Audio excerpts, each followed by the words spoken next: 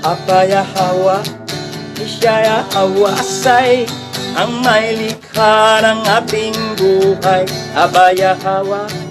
Bawa kwartawa abay hawa. Kwartawa, kabayahawa. Kal halal hawad abay hawa alhayam. Kanalalawa, kabayahawa, kabayaham.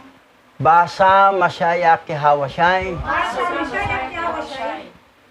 Bahasam raw kakadas. Basa ng kakadas. Kwam yasyarala elda oper Maharlika, Philippines. Pamrasyarala, ila, over, Marika, Pilipinas.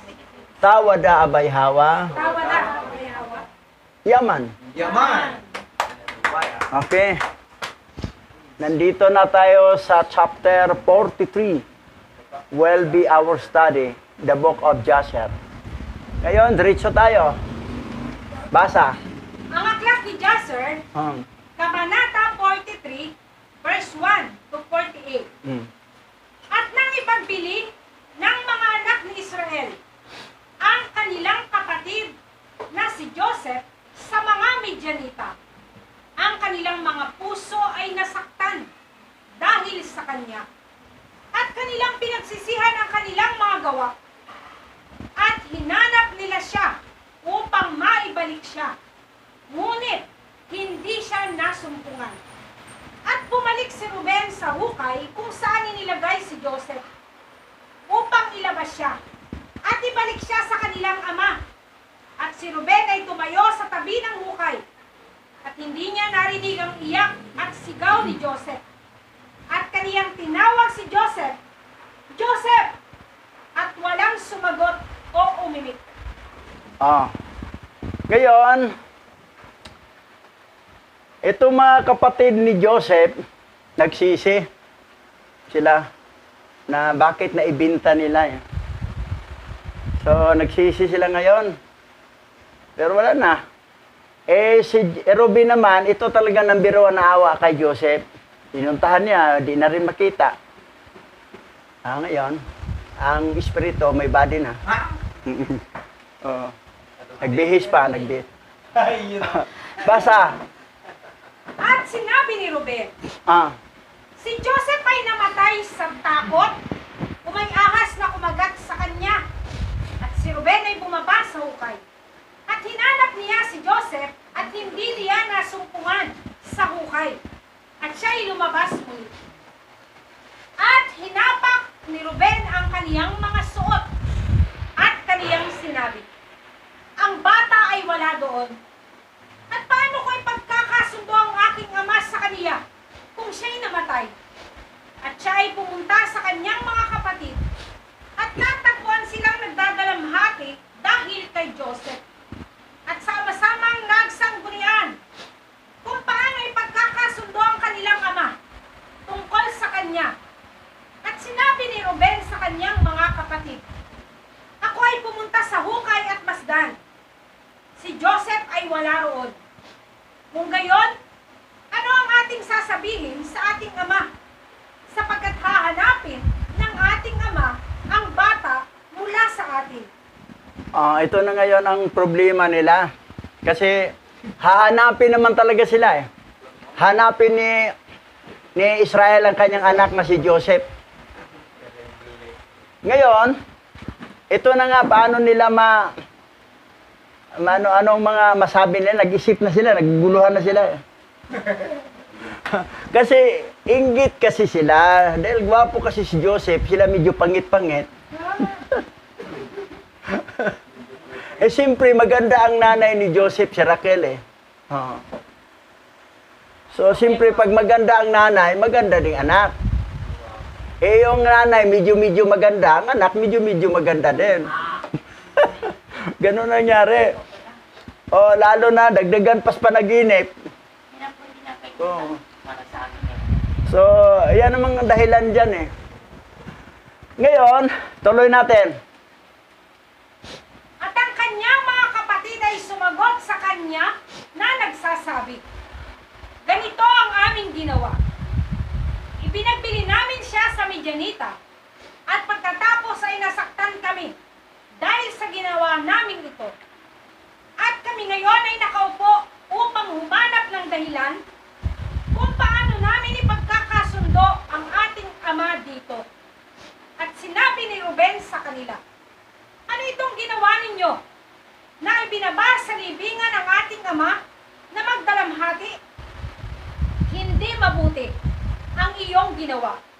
At si Ruben ay naupo na kasama nila, at silang lahat ay tumindig at nanumpa sa isa't isa na hindi sasabihin ang bagay na ito kay Israel na kanilang ama. At silang lahat ay nagsabi, ang sino mang magsasabi sa ating ama o sa kaniyang sangbahayan, o kung sino magsasabi nito sa kanino man sa mga anak ng lupain, tayong lahat ay babangon laban sa kaniya at papatayin natin siya sa ating tabak. Yan ang usapan nila ngayon. Walang magmarites, kasi kung sino magsabi ninyo, ay papatayin natin. Kahit sino sa atin magsabi, papatayin natin. Walang magmarites na ilihim natin to, totoong pangyayari. Bininta nila sa mga Midianita, mga anak ni Midian. Sino bang tatay ni Midian? Si Abraham. Si Midian ay anak ni Abraham at saka ni Keturah. Tapos, itong mga Midianita naman, bininta nila sa Ismailita. Anak pa rin ni Abraham yun, Ismael. Mga lahi ni Hagar naman. So, ngayon, ito na ngayon ang kasunduan nila. Walang magsabi sa ating ama. Kung sino man magsabi, yung mga anak niyo, sambayan niyo magsabi, papatayin natin siya sa ating tabak. Walang mag-ingay. Ngayon, nag-isip sila kung anong gagawin, anong katuwiran nilang sabihin na sa kanilang ama na bakit wala na si Joseph. Ito, tuloy tayo. At ang mga anak ni Israel ay nangatakot sa isa't isa sa bagay na ito, mula sa pinakabata hanggang sa pinakamatanda. At walang nagsalita ng isang salita. At kanilang ikinubli ang bagay sa kanilang mga puso. At pagkatapos ay naupo sila upang magpasiya at mag-imbento ng isang bagay na sasabihin sa kanilang amang si Israel tungkol sa lahat ng mga bagay na ito. At sinabi ni Isakar sa kanila, narito ang payo ko sa inyo. Kung minagaling ninyong gawin ang bagay na ito, kunin ninyo ang tonika na nauukol kay Joseph at punitin ito at magpatay ng isang kambing at isausaw sa dugo ang tonika. Yan. Si Isakar, nakapangalan yan sa lolo nila Isakar. Ganito na lang gawin natin. Yung tonika, yung damit ni Joseph, punitin natin, isausaw sa dugo ng kambing, magpatay tayo ng kambing, at yun sabihin na kinain ng hayop, ng mabangis na hayop, si Joseph. Yan. Ngayon, sumang-ayon naman mga kapatid niya. Basa. At ipadala ito sa ating ama. At kapag nakita niya ito, sasabihin niyang, nilamon siya ng masamang hayop. Sa makatuwid, punitin ninyo ang kanyang damit at masdan. Lagyan ng dugo ang kanyang damit. At sa inyong paggawa nito, tayo ay magiging malaya sa mga pag-ungol ng ating ama. At ang payo ni Isakar ay nakalugod sa kanila. At kanilang dininig siya.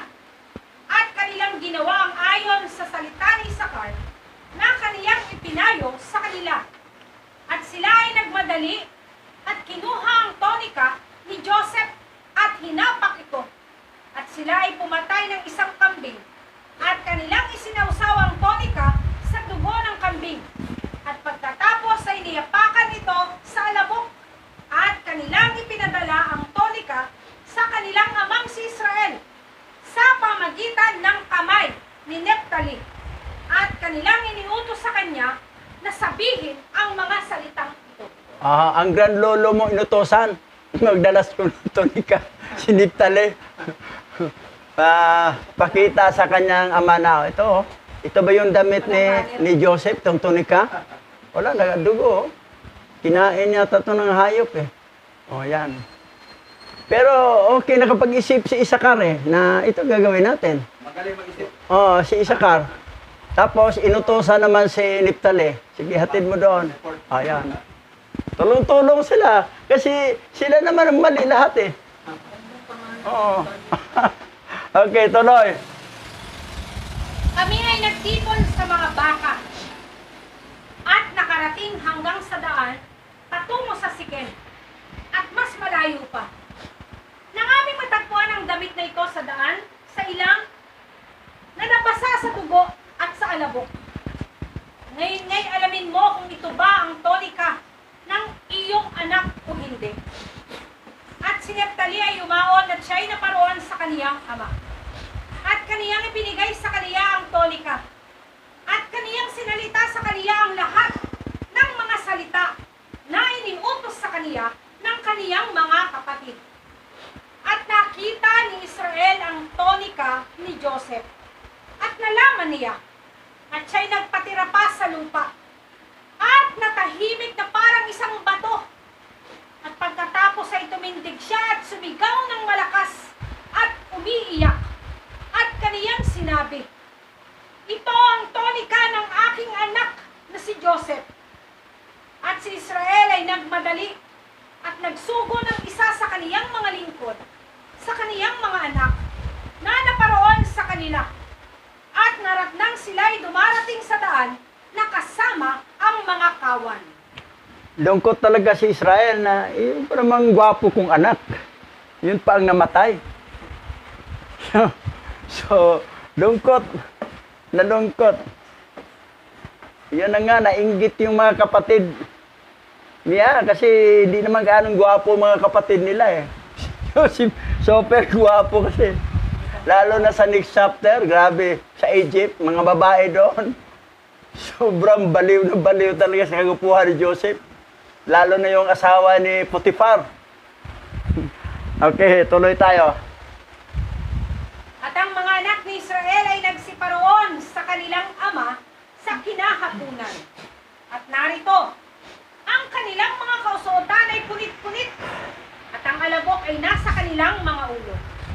At kanilang nasumpungan ang kanilang ama na sumisigaw at umiiyak ng malakas na tinig.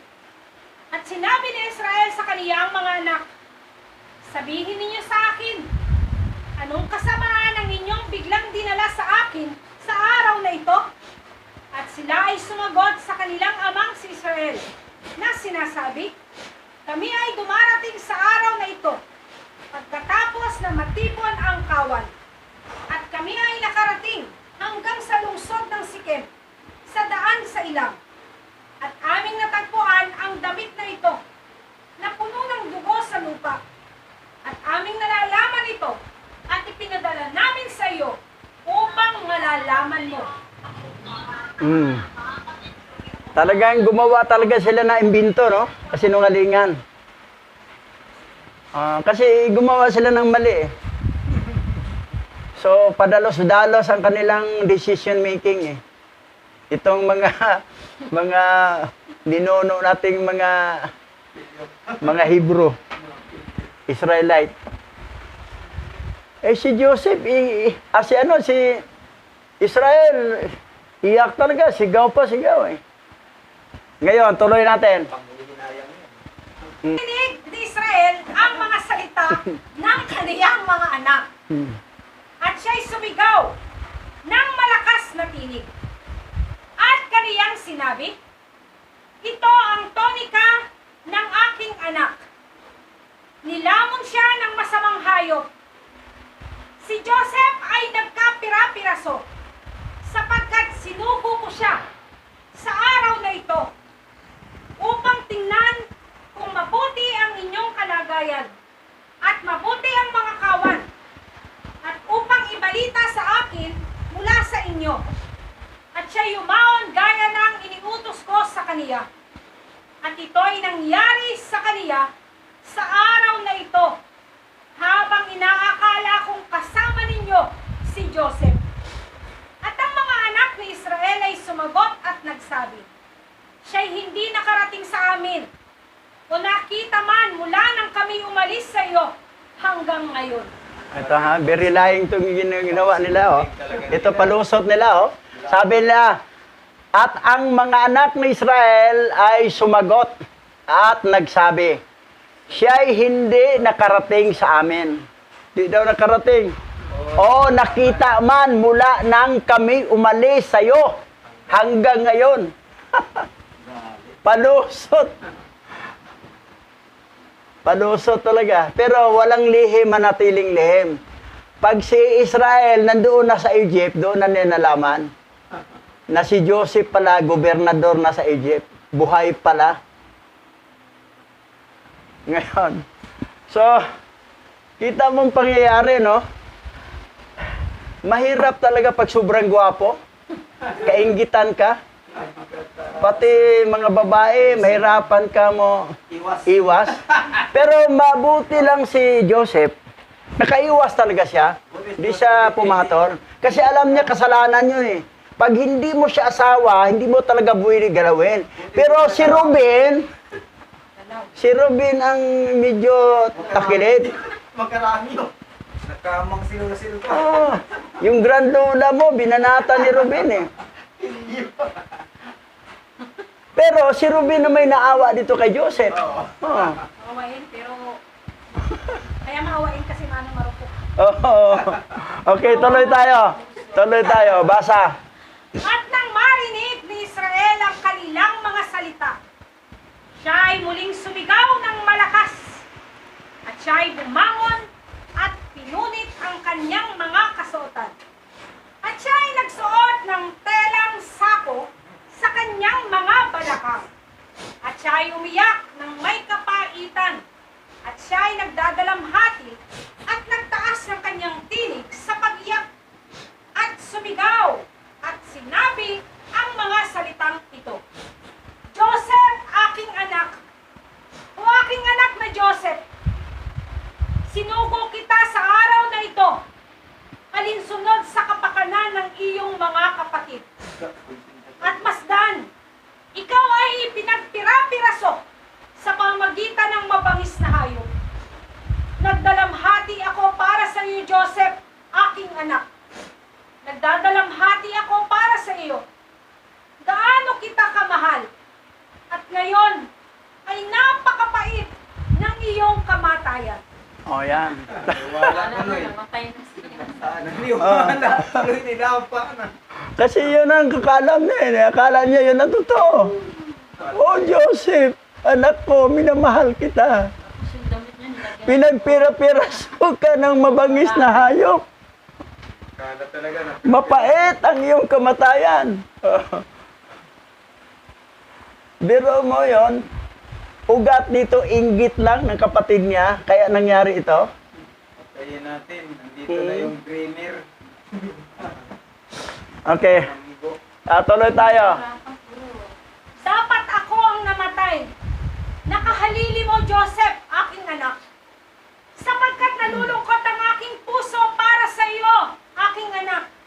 O aking anak, aking anak. Joseph, aking anak, nasaan ka? At saan ka dinala? Gumising ka. Gumising ka mula sa iyong kinalalagyan. At halika. At tingnan mo ang aking pagdadalamhati para sa iyo, o anak kong Joseph. Halika ngayon at bilangin ang mga luhang bumubuhos mula sa aking mga mata, pababa sa aking pisngi. At dalhin sila sa harap ni Yahweh upang ang kanyang galit ay maalis sa akin.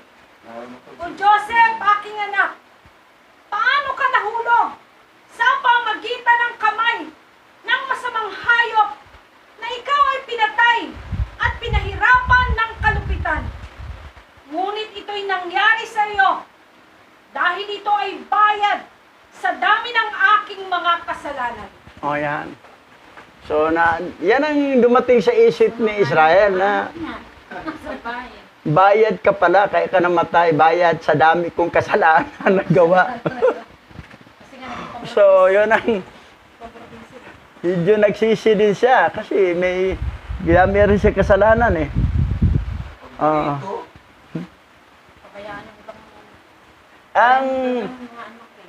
Ang mga binitawang salita ni Israel ay halos kapareho sa binitawan naman ni Joseph doon sa kanyang libingan, sa kanyang nanay. Gumising ka! Gumising ka, o aking ina! Ganon. So,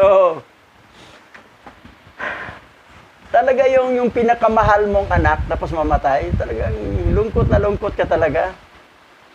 Hindi bali yung mga anak na hindi mo gaano mahal kasi pangit eh.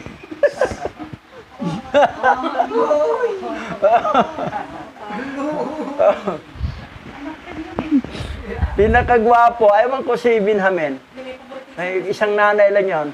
Pero mas gwapo talaga si Joseph. Doon lang sa Egypt na mga babae doon, grabe. Hindi na malaya na sugat ng mga kamay nila, nagdurugo na. Basta titig na sila kay Joseph. Dahil sa sobrang gwapo nakita nila. Okay. Tuloy tayo. Gumising ka ngayon at tingnan mo kung gaano kapait ang aking kabagabagan para sa iyo, aking anak. Bagamat hindi kita pinalaki, ni hinubog, ni binigyan ka ng hininga at kaluluwa, kundi ang alhayam ang nag-anyo sa iyo at nagtayo ng iyong mga buto at tinakpan ng laman at huminga sa iyong mga butas ng ilong ng hininga ng buhay. At pagkatapos ay ibinigay ka niya sa akin. Ngayon, tunay na ang alhayam na nagbigay sa iyo sa akin ay kinuha ka niya sa akin. At ang mga gayon ay nangyari sa iyo. At si Israel ay nagpatuloy sa pagsasalita ng tulad ng mga salitang ito hinggil kay Joseph. At siya ay umiyak ng may kapaitan. Bumagsak siya sa lupa at tumahimik. Biro mo ha, sa sobrang kapaitan, bumagsak sa lupa. At siguro sa pagod ng pagsasalita, tahimik na siya, pahinga siya. Pagod. So, ganon. Pagod na kayo. Pagod. So, naramdaman talagang sakit sa pangyayari. Pero easy lang nilang digmaan, no? Sa Kanaan, yung mga Amorites, mga ano. Pero pagdating dito, sa loob ng problema sa pamilya, dito. Oo. Grabe.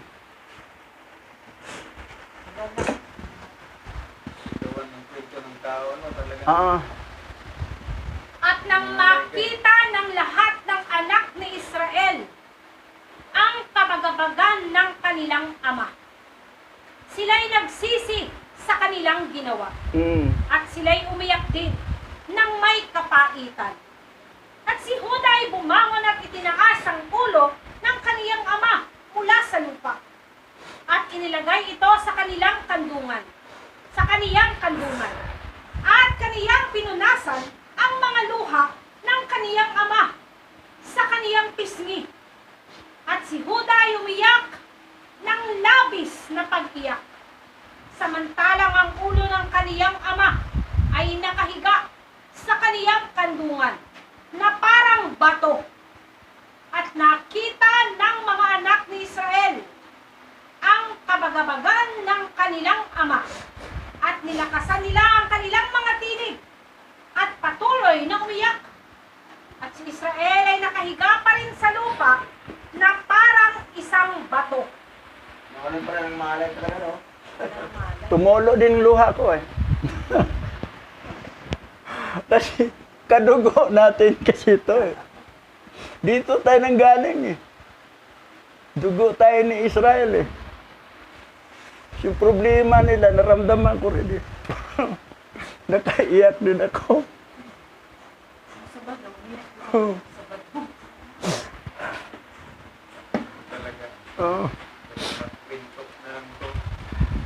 Tuloy. At lahat ng kaniyang mga anak at kaniyang mga lingkod at mga anak ng kaniyang alipin ay nagsitindig at nagsitayo sa palibot niya upang aliwin siya, at siya'y tumanggi na aliwin. At ang buong sambahayan ni Israel ay bumangon at nagluksa ng isang malaking pagdadalamhati dahil kay Joseph at sa kabagabagan ng kanilang ama. At sila ay umiyak ng buong kapaitan dahil kay Joseph. At pagkatapos nito, lupa. At ang kanyang mga luha ay umaagos sa kanyang pisngi. At sinabi niya sa kanyang mga anak, "Bumangon kayo at kunin ang inyong mga espada at ang inyong mga busog at humayo kayo sa parang at hanapin kung makikita ninyo ang bangkay ng aking anak at dalhin ito sa akin upang mailibing ko ito." O yan. Iutos na si Israel. Punta kayo sa parang. Hanapin nyo, baka makita yung bangkay ni Joseph para mailibing natin. So, akala naman talaga, totoong namatay. Yan. Gayon, tuloy tayo. Ano pang utos niya? Hanapin din ninyo ang mga masamang hayop at hulihin ang mga ito. At yung hayop ang maunang makita ninyo ay hulihin ninyo at dalhin ito sa akin. Marahil ay kahabagan ni Yahweh sa araw na ito ang aking paghihirap. At ihanda ni Yahweh sa harap ninyo yaong hayop na pumatay sa aking anak at dalhin ito sa akin at aking ipaghiganti sa kapakanan ng aking anak. At ginawa ng kaniyang mga anak ang gaya ng iniutos sa kanila ng kanilang ama. At sila'y bumangong maaga sa kinaumagahan at dinala ng bawat isa ang kaniyang tabak at ang kaniyang busog. At sila'y lumabas sa parang upang manghuli ng mga hayop. Kaluluwa yung mga... Manghuli ng hayop. Wala naman talagang bangkay mahanap nila eh. Alam nila eh. Kaluluwa yung mga Hayop na lang. Alam naman yan, wala makitang bangkay. Alam nila eh. Hayop na lang. O ngayon, kung sino daw unang hayop makita nila, baka yun na pumatay kay Joseph.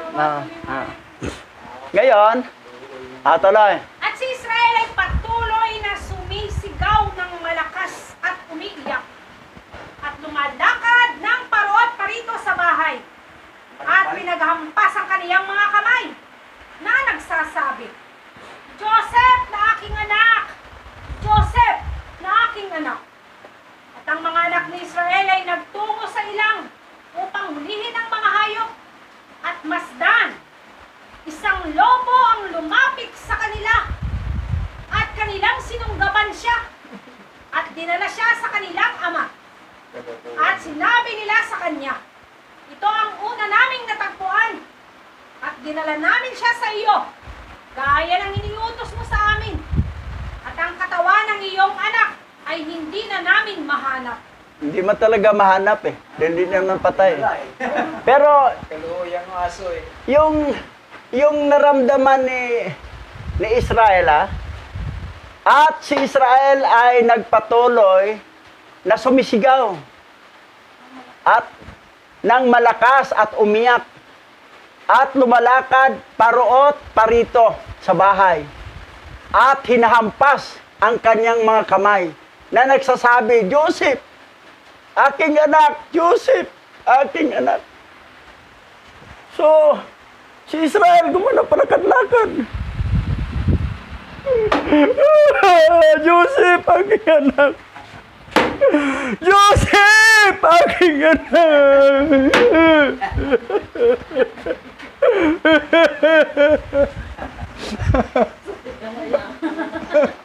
Yan. Iba talaga pag marunong artista, no? Na magawa ng true to life, yun eh.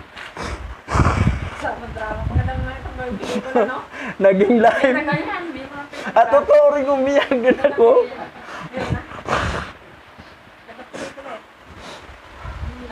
So yan, ngayon, nakahuli sila ng lobo. Kasi, alam naman nila na hindi yun hindi yun ang totoong pumatay. Pero akala talaga ni Israel na ito ang pumatay. Lobo. Ngayon tingnan natin, ano bang itsura ng lobo? Yung wolf. Aso nga. Ayan yun.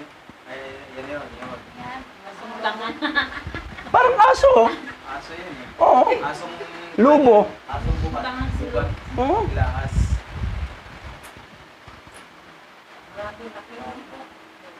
Malaking aso. Lobo, wolf pala. Yung aso at saka yung wolf, lobo, malaki lang ang lobo. Malaki lang siya sa natural na aso. Kung biro mo. Pero magaling maghuli yung anak ni Israel. Nahuli nila yun eh. Na hindi sila kinagat. Oo. Ganon. Tuloy tayo. Basa. At kinuha ni Israel ang hayop mula sa mga kamay ng kanyang mga anak. At siya ay sumigaw ng malakas at umiiyak sa mataas na tinig. Hawak ang hayop sa kanyang kamay. At siya ay nagsalita ng may mapait na puso sa hayop. Bakit mo pinatay ang aking anak at iyong nilamon?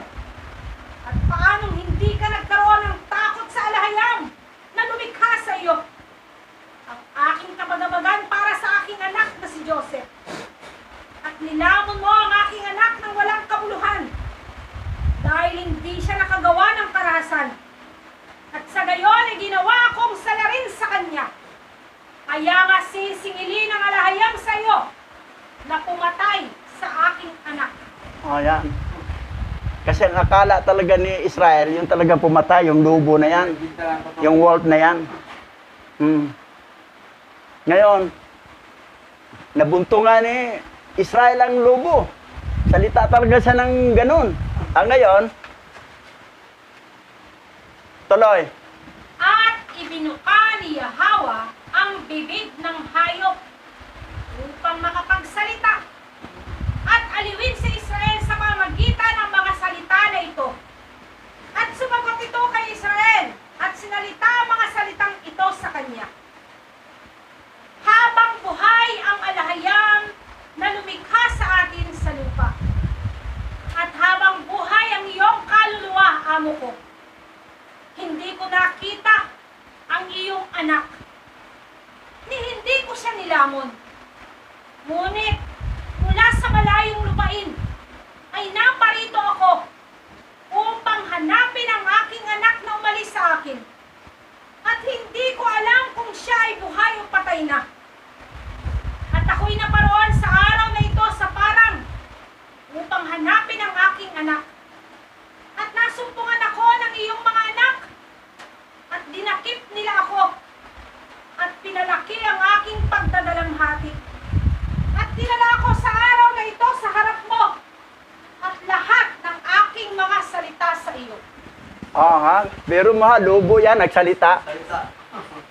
Binukas ni Yahweh ang bibig. Hebro yun nga salita. Hebro. Nagsalita ang lobo. Sabi niya, para halos pareho lang tayo, naghanap ng anak. Nahuli lang ko sa iyong mga anak. Ngayon, pagbintangan mo pa ako na akong pumatay sa iyong anak, na hindi ko man nakita ang iyong anak. Para nabisto na itong mga, nagsinungaling to, gumagawa ng kwento eh.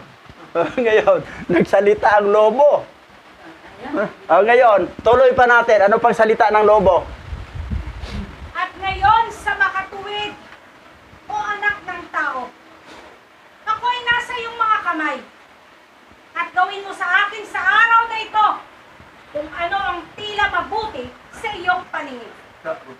Ngunit sa pamagitan ng buhay na alahayam na lumikha sa akin, hindi ko nakita ang iyong anak, ni hindi ko siya pinagtira-piraso, ni walang laman ng tao na pumasok sa aking bibig sa lahat ng araw ng aking buhay. At nang marinig ni Israel ang mga salita ng hayop na lobo na ito, siya ay lubhang na mangha at pinalaya ang hayop sa kaniyang kamay. At siya yumaon sa kaniyang lakad. At si Israel ay patuloy na umiiyak ng malakas. At iniiyakan si Joseph araw-araw. At kaniyang tinangisan ang kaniyang anak na maraming araw. Bero mo ha. Ang lobo nagsalita. Ang malaking aso.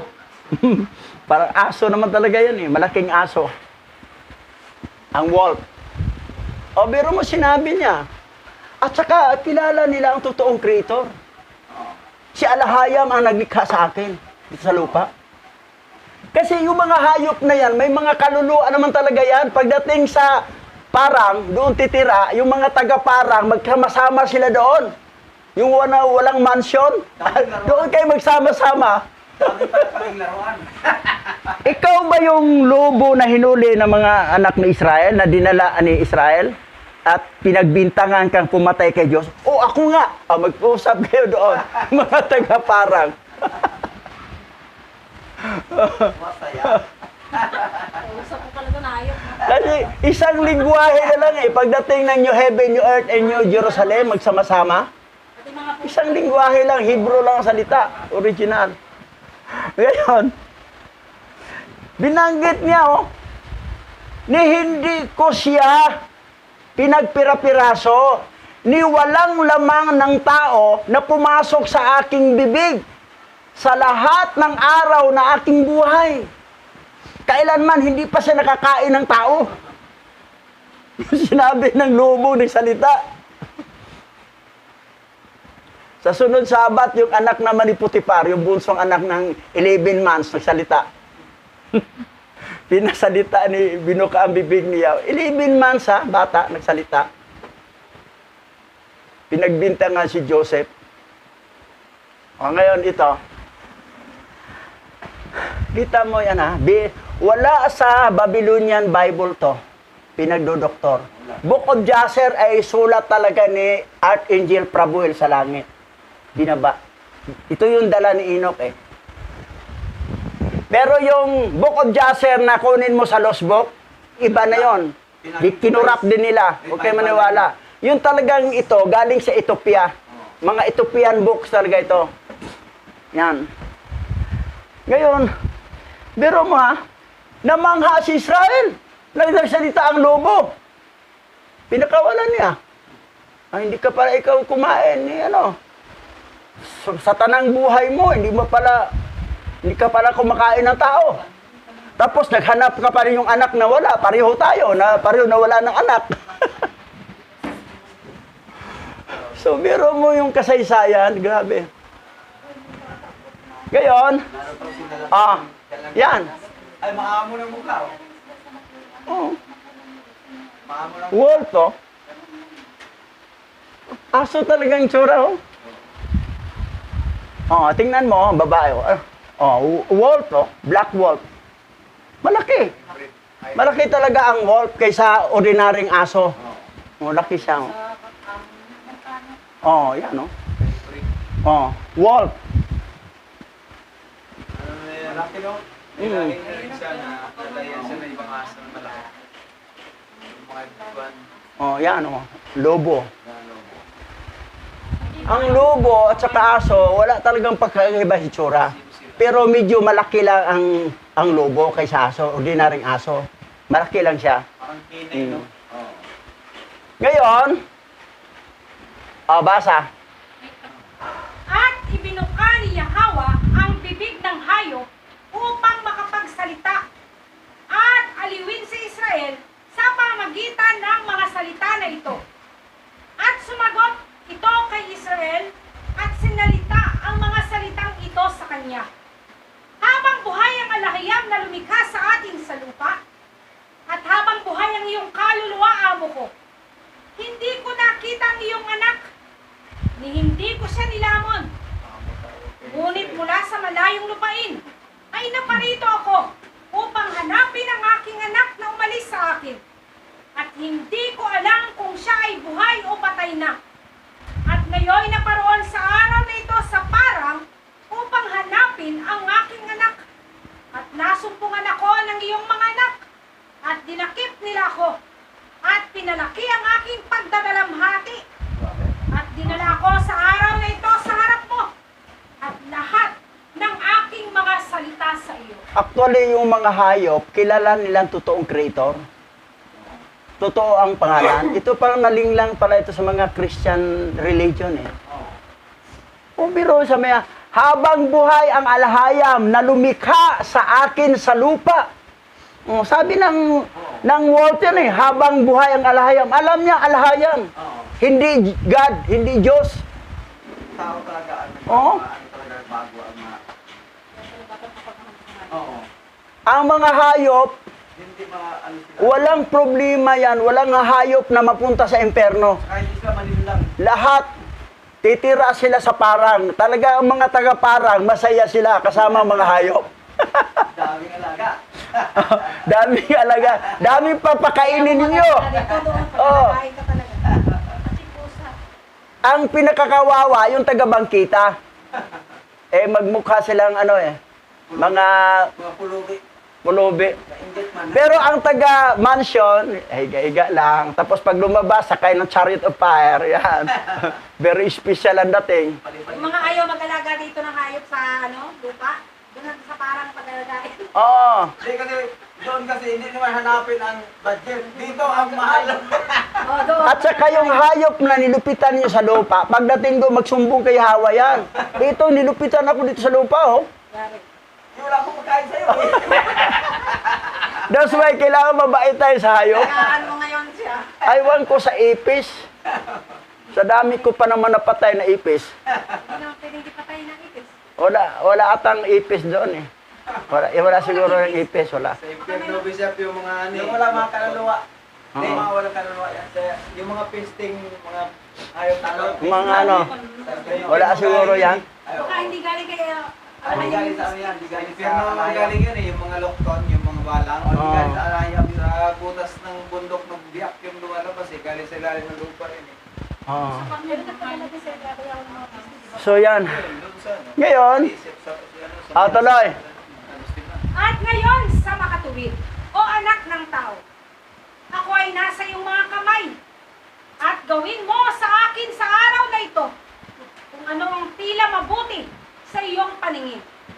Ngunit sa pamagitan ng buhay na alahayang na lumikha sa akin, hindi ko nakita ang iyong anak, ni hindi ko siya pinagpira-piraso, ni walang laman ng tao na pumasok sa aking bibig sa lahat ng araw ng aking buhay. At nang marinig ni Israel ang mga salita ng hayop na lobo na ito, siya ay lubhang namangha at pinalaya ang hayop sa kaniyang kamay at siya yumaon sa kaniyang dama. Itong ibang mga anak ni Israel, wala na, nagsalita ng lubo. Bara mabibisto na tayo dito. Hindi pala, kasi totoo naman, wala namang pumatay kay Joseph eh. Bininta natin yun eh. So, pero sabi niya, anak ng tao. Kasi anak ng tao, tayo. Eh sila naman, anak ng hayop. No, ibang klaseng hayop. Ito pang isa, Pero sabi niya rito, habang buhay ang alahayam na lumikha sa akin sa lupa, at habang buhay ang iyong kaluluwa, amo ko. Amo talaga. Oo. Amo ng tao. Mataas ang tao kay hayop mo, amo ko. So, yung mga taga-parang, mga hayop mo, amo ko. Amo talaga. Amo ko, Pastor Buddy. Yes, correct. Taga-mansion ka man siguro, hindi yung siguro ka taga-parang. Ayaw mo akong alagaan sa lupa, dito mo. Sinumahal lang ka sa banda. Parang tumama ang Jehovah Witness dyan. Nasa parang, ha? Baka dyan ako ng ginubo. Kasi nagbasa naman sila ng wala nga silang birthday. Ang walang birthday, Jehovah Witness, ang Islam at saka Hebrew Israelite. Itong dalawang itong Christian na Jehovah Witness, Islam, tama naman talagang Islam. Pero itong lahat ng may birthday na hindi na alam na hindi yan talaga, masama talaga ang birthday. Pero nasanay talaga ang tao kasi kainan kasi pwede naman ka magpakain. Wala lang cake. Sabihin lang happy special day, yung word na birthday. Kasi ang birthday, mali na talaga yan. Ang tama kasi diyan, kung klaruhin talaga, hindi birthday, birth date. Birth date. Yung date, kasi ang day, hindi naman tumama sa araw yung kapanganakan. Napanganakan ng Lunes. Sa sunod taon yung pizza, hindi na Lunes yan. Ibang araw na yan. Oo, kasi nungalingan yun birthday. Ang tama dapat yung birth date. Pero ang happy special day na lang. Kasi special day mo yun dahil yun ang paglabas mo sa mundo. Pero ito nga talagang mga ano, akala nga mga Christian, ang Islam kulto. Tapos, sila ang tama. Hindi ba, mas tama pa ang Islam, kayo pa ang Kristiyano ang kulto eh. Kasi ang Bible ninyo, product by Vatican Canon Law. Samantala ang Quran, medyo okay pa, magkapareho pa sa original Hebrew Bible.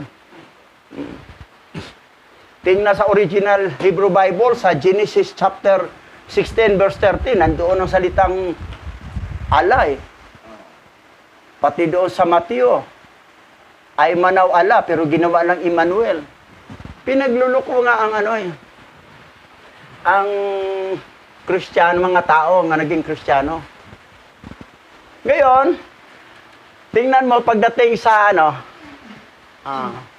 sa eternity, basa. Zephaniah chapter 3, verse 9. Sapagkat kung magkagayoy aking ibabalik sa mga bansang wika ng unang nilikha, kaya't silang lahat ay tatawag sa pangalan ni Yahweh upang paglingkuran siya bilang isa. Yan. Kaya lang si Yahweh naging Yahweh siya kasi Savior. Natubos na niya. Balik, Yahweh ang pangalan. Isang higante at isang maliit, junior, senior. Pero isang kaluluwa lang yon. Kasi isa lang Yahweh, body lang ang dalawa. Pero ang Espiritu, ito. Biro mo?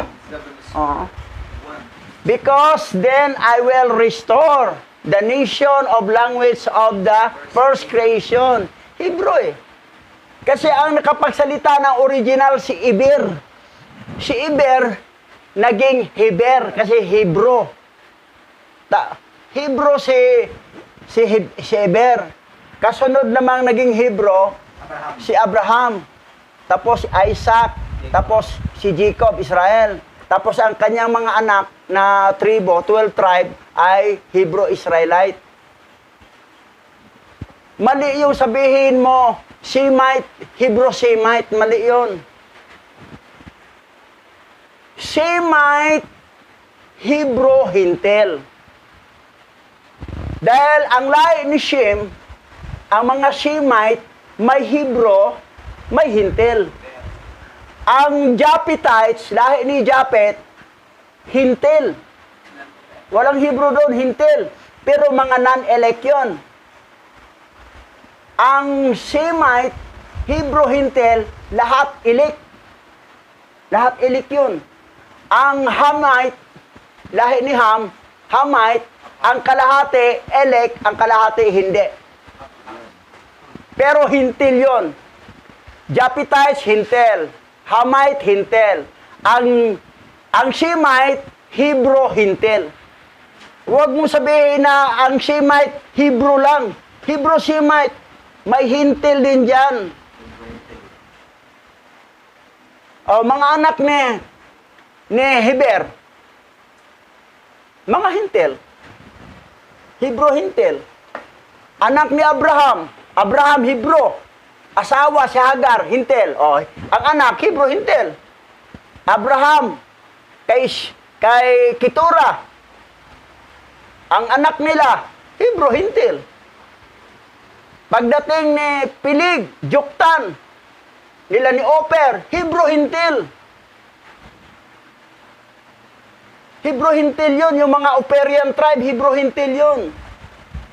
Pero ang remnant Hebrew Israelite, ayun ang Hebrew Israelite. Mga tribe of Levi ba, tribe of Benjamin, tribe of Manasseh, tribe of Ephraim, tribe of Zebulon, tribe of Naphtali. Yan ang Hebrew Israelite. Hindi Hintil yun. So, yan.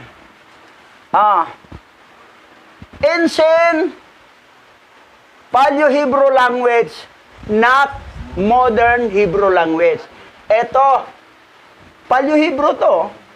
Ito yung salita natin. Lahat-lahat tayo ay ang salita natin ay ancient Paleo-Hebrew language na lahat. Lahat tayo.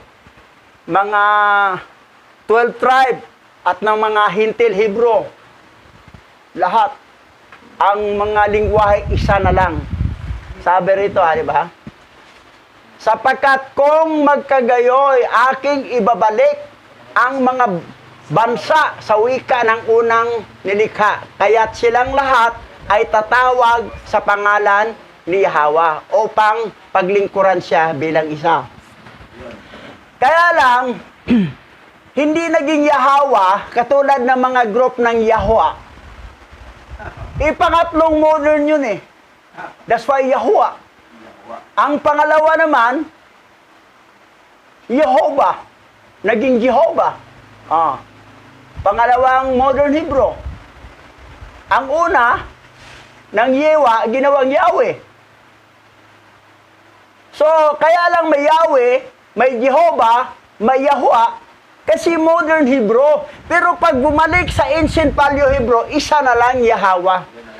Hindi mababago. Wala nang Yahweh, wala nang Yahweh, wala nang Jehovah o Yeba, wala na. Yahweh na lahat. Ganon. Sabihin na, paano tayo makasalita ng Hebrew? Hirap nang mag-aral Hebrew. Kita mo yung lubo? Nakapagsalita ng Hebrew. Sa sunod topic natin, yung 11 man na anak ni Potiphar at na Silika. Silika, asawa ni Potiphar, na in love si kay Joseph, kasi gwapong-gwapo si Joseph. Ngayon, nagsalita ang 11 man, nagsabi na sa totoo ang nanunokso si Mama. Tinutokso si Kuya Joseph, nasipingan daw siya. Si Joseph, tanggi ng tanggi. Ngayon, pinagbintangan na si Joseph ay nirape niya si Mama. Mali yan. Kasi pinabugbog ni Potiphar eh. Namangha si Potiphar. Biro mo, bata, 11 months sa kapagsalita. Lahat doon sa New Heaven, New Earth, and New Jerusalem, lahat Hebrew, Paleo Hebrew ang salita natin lahat. Mula sa hayop, lahat tayo. Usap-usap tayo. Magkausap mo. Eh, sabi na isang hayop, ikaw yung amo ko doon sa lupa. Ako yung pusa doon. Pero lagi mo kong pinakain ng suman. Kasi gumagawa ka ng suman doon. So, yan. Magsusumbong yan. Ayon sa Book of Enoch, magsusumbong ang hayop pagdating kung ginupitan mo sa lupa.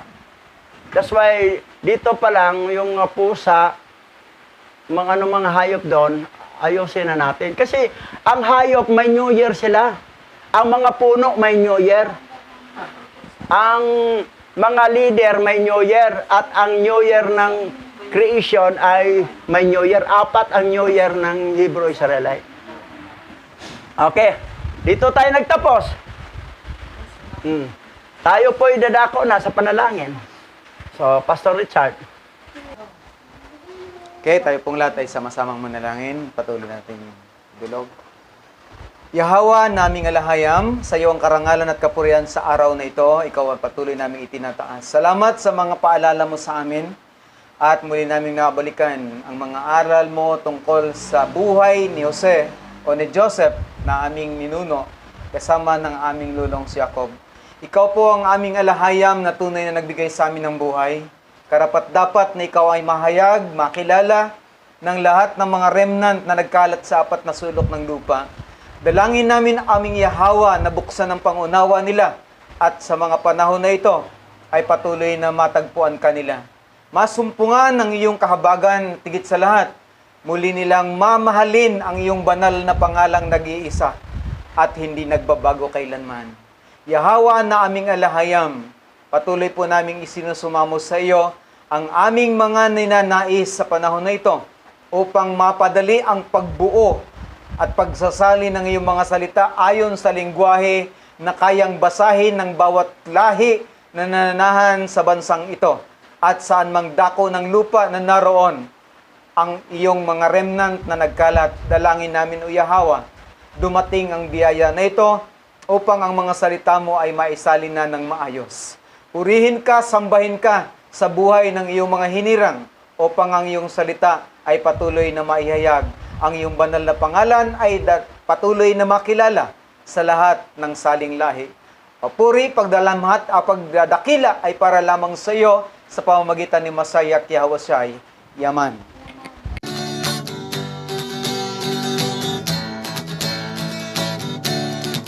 Aba Yahweh, siya Yahweh asay, ang may likha ng ating buhay. Aba Yahweh,